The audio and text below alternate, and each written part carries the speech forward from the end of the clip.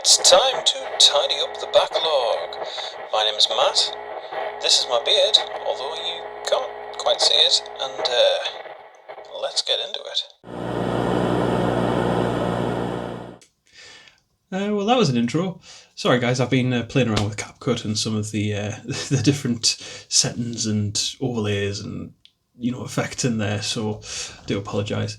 Anyway, hello, I'm Matt. This is my beard, and welcome to the video. This week is all about backlog.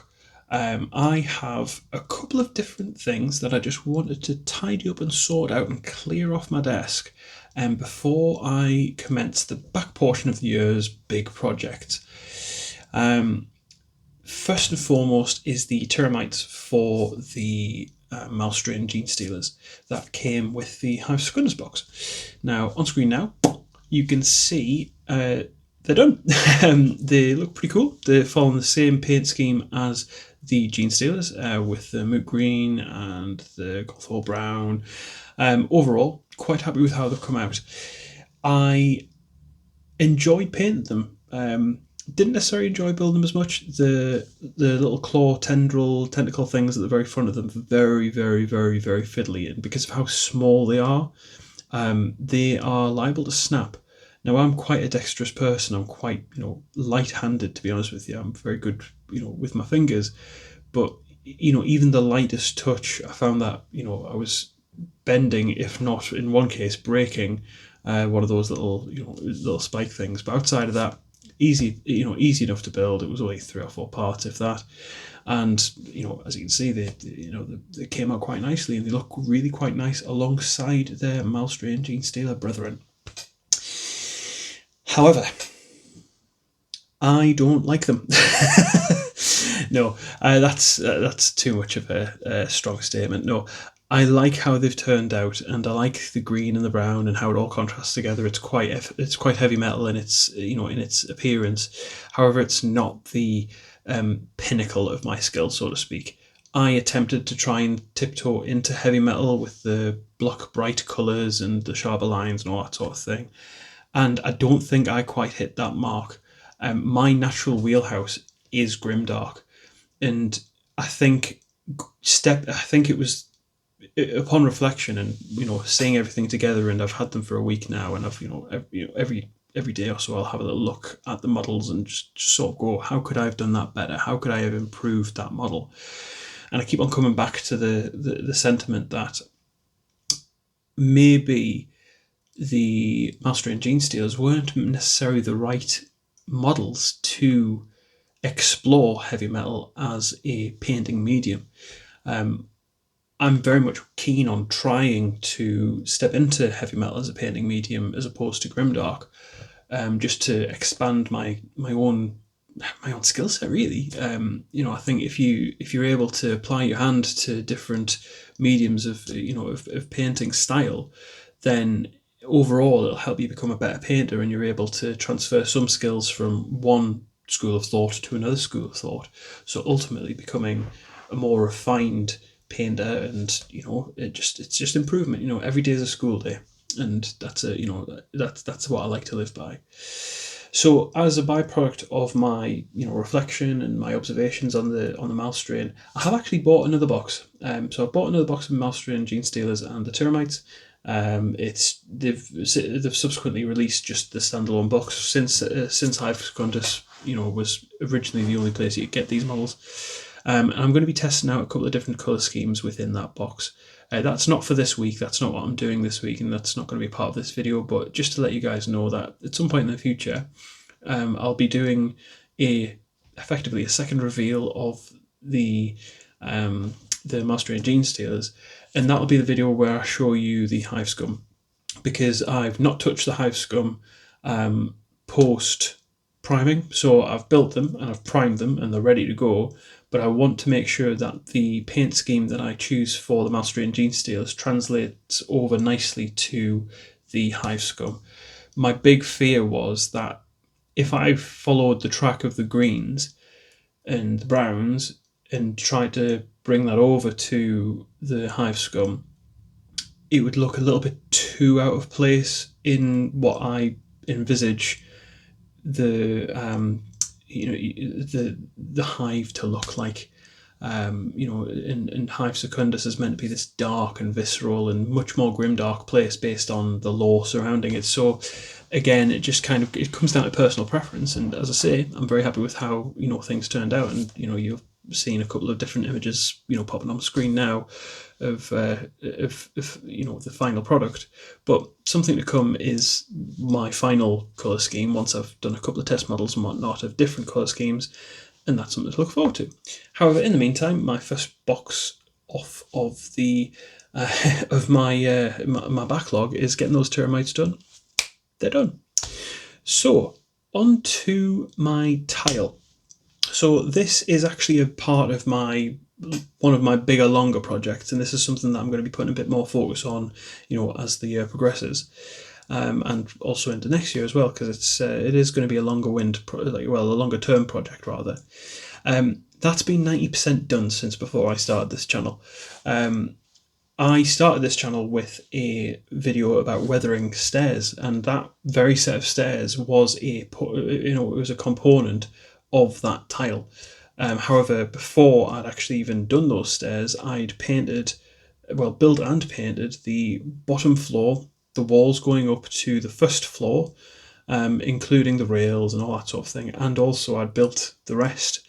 However, I'd only painted the bottom floor and the walls and some of the handrails and whatnot.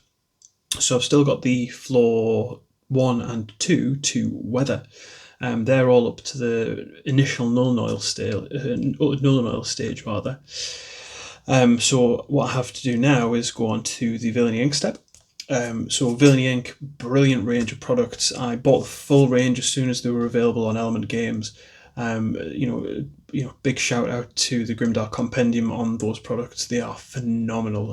They're really, really interesting to use, and you can use them in varying different ways. And I will be doing a dedicated video specifically surrounding the application of enamel washes within Grimdark and the enamel wash application to both model and scenery.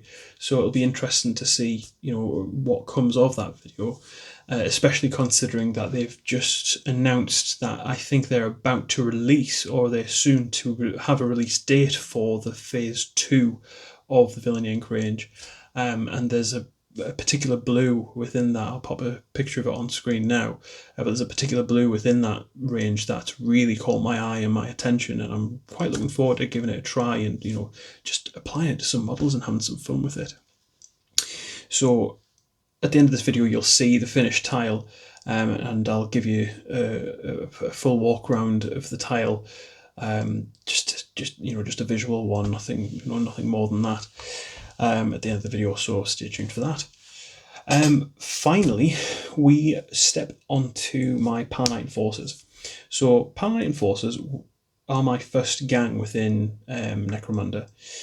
I've only been into Necromunda, it's been in my periphery for a number of years now, and I've seen a couple of the models pop up on the Games Workshop website and Forge World back when it was a thing. But I never really committed to the actual game system. I didn't have the community around me to do it. However, for the past 6 months, me and 3 of my friends have been in a campaign of Necromunda, and we all kind of came together and decided, right, okay, which gang do you want to try? Me not knowing much of the backstory, not knowing about the houses and all that sort of thing, I did what any person would do in that situation and just have a little look and judge my decision based on the imagery I saw. I didn't base it on the skills or the abilities or the actual game system itself or what would be meta or anything like that. I just went on what I like the look of, and for me I landed on Palanite Enforcers. So I bought the Book of Judgment, I bought a set of the Enforcer Patrolmen and the Subjugators, and I went through the rules with my friends. They kind of held my hand throughout creating the initial gang, and to do so I then built and painted those models specifically. Subsequently I've had to build an additional one to add into my gang because I decided to buy a new guy. I also got a Ambot as well. It was a gift. One of my friends bought one of the Ambot packs. They only needed the one, so they gifted me the second. and that is now part of my gang. And as you can see, it looks pretty cool. The gang so far has been quite fun to play. They're not the best. They kind of start quite well. They incrementally get better to a degree. But I've been observing my friends starting quite well, but then they've kind of gone on this upward trajectory and they just keep on going. And it also turns out that Palanite Enforcers like being on fire. And I don't like being on fire.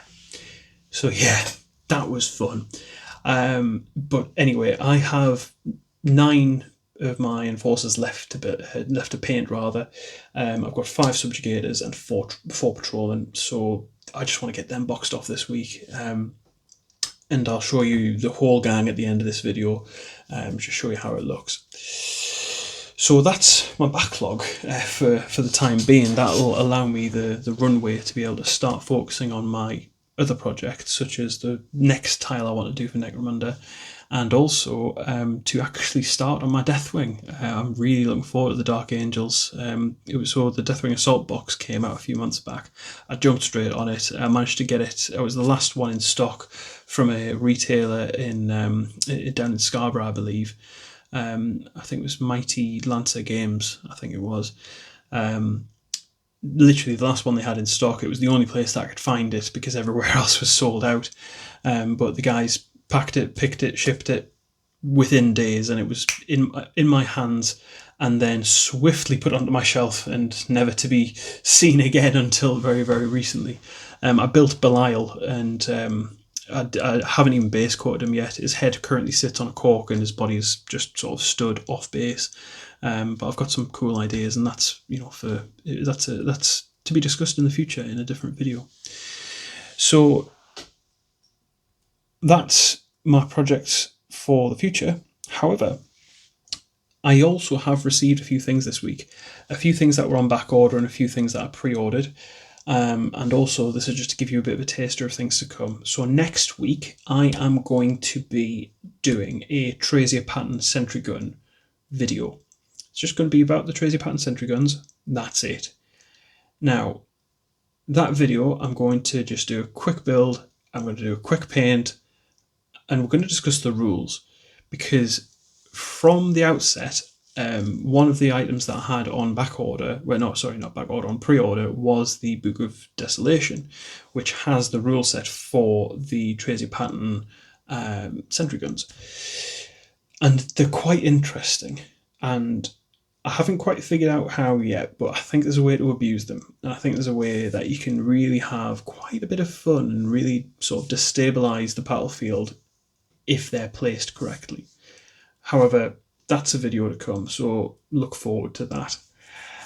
Second of all, I have actually finally managed, after months and months of back order, to get my hands on the Sanctioner Pattern Automata box for the Palanite Enforcers. They look a little bit different, as you can see, to the regular automata, or the Ambot rather, because they are specific to the Palanite Enforcers.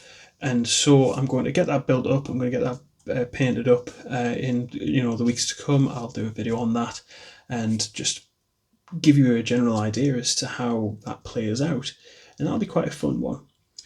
And that is pretty much it, really. So I'm now going to show you the final results of my my wrap up, my week, my backlog, all finished and done. So I hope you enjoy that, and I will speak to you in a minute.